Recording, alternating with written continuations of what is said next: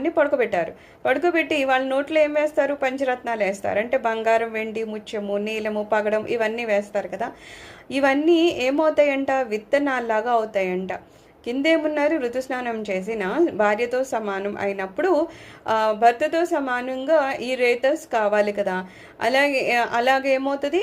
ఈ శవం యొక్క నోట్లో ఈ పంచరత్నాలనే రేతస్ వేస్తారు కదా!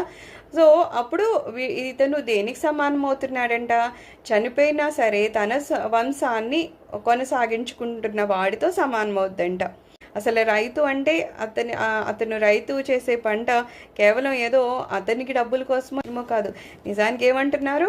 చాలా పుణ్యం అయిన పని అట అది. ఎందుకంటే అతను నేలను దున్ని విత్తనాలు వేసి పండించి ఆ పంటను కదా మిగిలిన వాళ్ళకి అందిస్తున్నాడు.